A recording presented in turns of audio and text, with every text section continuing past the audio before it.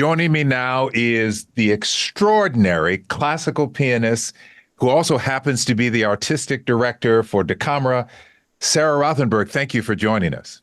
Oh, Len, it's a pleasure to be here. Thank you. So we are going to talk about the new season, 2024-2025, but I want to start with you. I want to know what inspired your passion for music, how it became your passion and ultimately a profession. Well, like most musicians, if not all, it started really early as a child. And like many musicians, my mother was a musician. She was a violinist. So as early as I could remember, my mother was giving violin lessons and piano lessons in our home. And it was just kind of a natural thing to go over the piano. I don't remember beginning to play. I remember going to the piano, and I don't remember learning to read music. You know, it's just something that was like learning to walk, I guess, for me. And then when I was about 7 or 8, not until I was about 7 or 8, I started studying with another teacher. And then when I was 11, I started going to the Juilliard School, to the pre-college division there, and had a really fantastic teacher. So I was already pretty serious at that point. So was there ever a point where your parents had to push you to practice when you were young?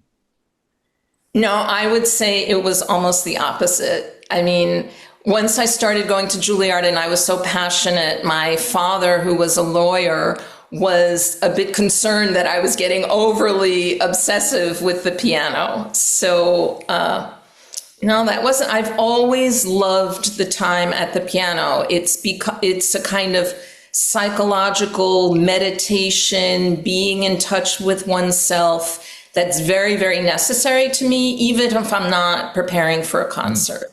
So it's a beautiful thing. At a very early age, you had dialed in to something. At what point did it click that A, I'm good at this, and B, I think I can do this the rest of my life?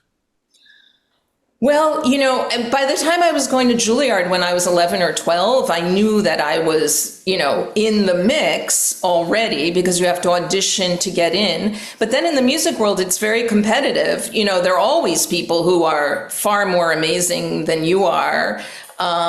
You know, as I was entering the pre-college, I mean, Yo-Yo Ma would be playing in the hallways, cello. You're kidding. So, yeah, so you're just, you know, you're surrounded by phenomenal talent. But at the same time, it's a really small world. I mean, I still see people that I met at Juilliard when I was 11, 12 years old. And then it was really just about how much I needed to practice. I was playing harder and harder music, and I wanted to be practicing 4 hours a day, 5 hours a day. And that just took over, really. I always had other interests. I was always a big reader. I was interested in art and painting, but piano just held something very, very special for me that it still does to this day. I have seen you perform, Sarah. It is fantastic to watch, I must say. And I was stunned because I said, why is the artistic director playing? Oh, that's why she's playing. All right, let's talk about the upcoming season. It kicks off September 26th. I'm quoting you here. You call it a season with many threads: string quartets, piano virtuosos, jazz greats, leading composers. It feels like your goal always seems to be an eclectic musical menu. Why? Well, we present great jazz, as you know, great classical music, great new works. And I would say the thread that holds them together is that these are compelling musical voices coming through many different performers, many different musical styles, but there is an underlying connection. And I always like to bring those out. And the underlying connection can be something like the way in jazz, they usually start with a standard, you know, and we have next year the great Jason Moran, a Houston native, doing his take on Duke Ellington, right? So there's a kind of transformation that happens. It's the personality of Jason intermingling with Duke Ellington. And similarly, that happens in great classical music as well. We're presenting the brilliant young French pianist Alexander Kantorov, who's just won the Tchaikovsky Gold Medal in Russia, as well as a Gilmore Piano Award. And he's playing romantic repertoire. And there he has Brahms's take on a Bach piece. Which is like a jazz thing, right? And then the music itself. We're presenting international string quartets. Opening night, we have music by Janacek and Dvorak, two Czech composers who were so influenced by folk music.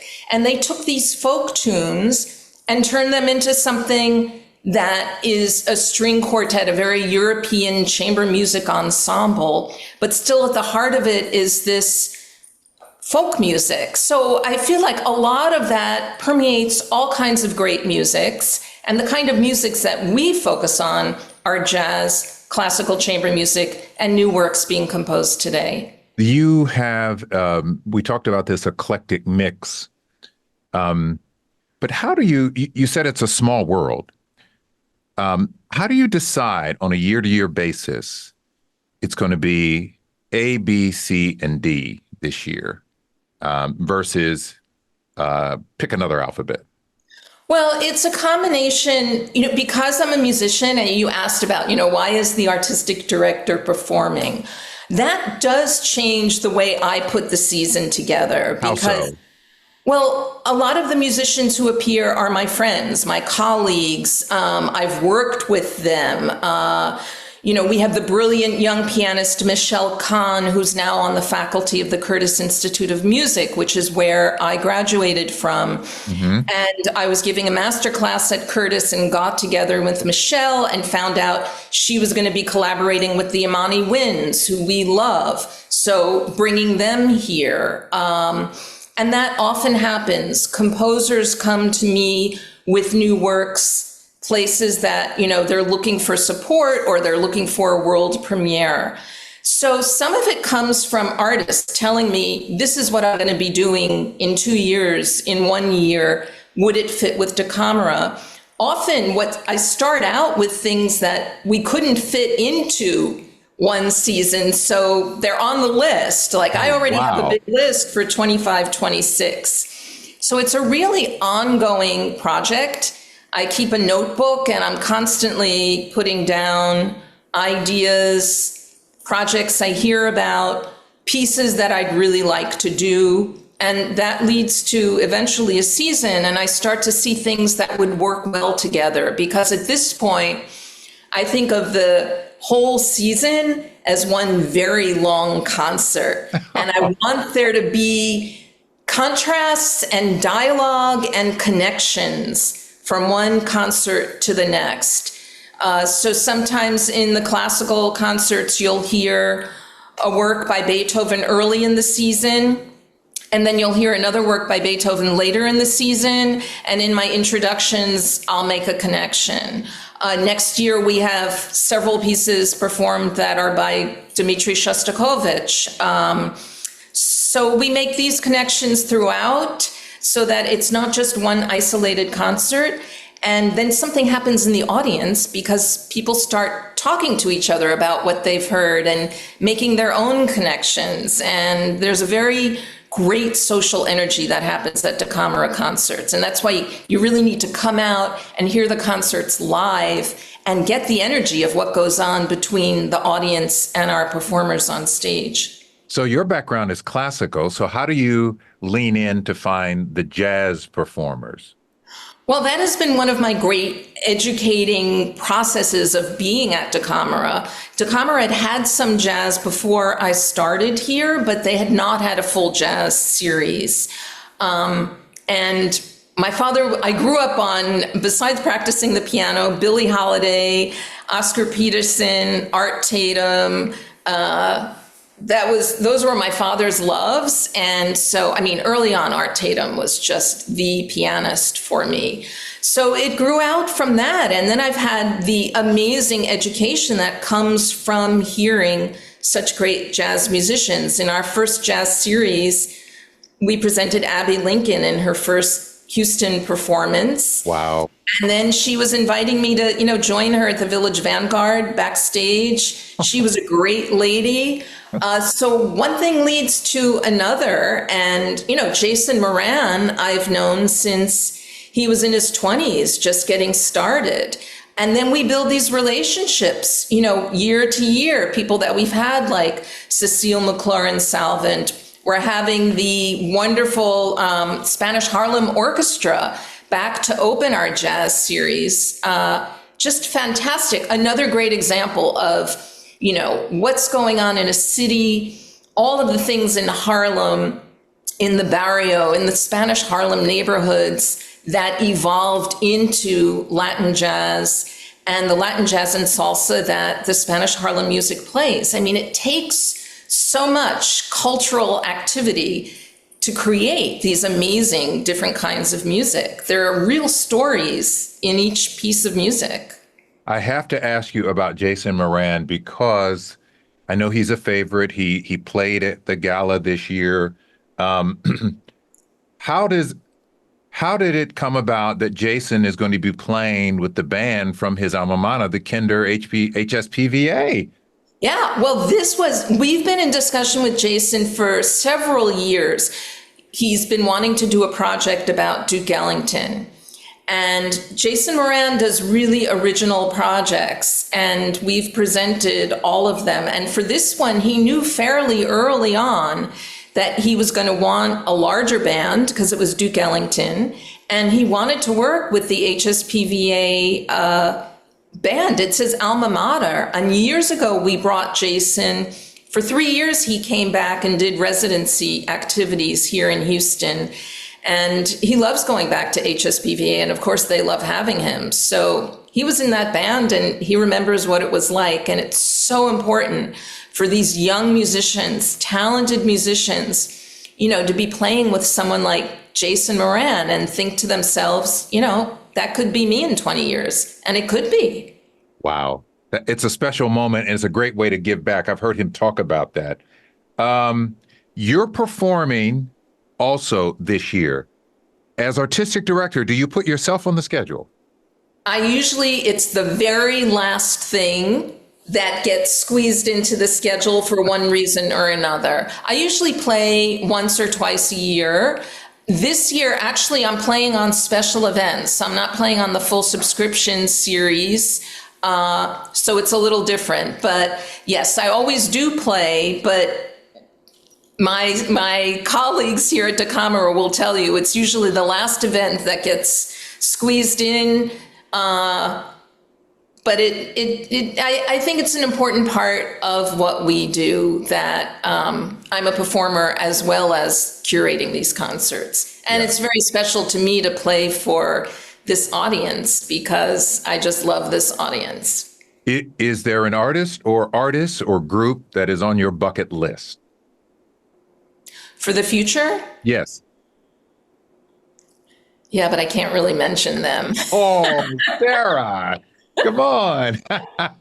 That means it's a possibility. That means it's a possibility.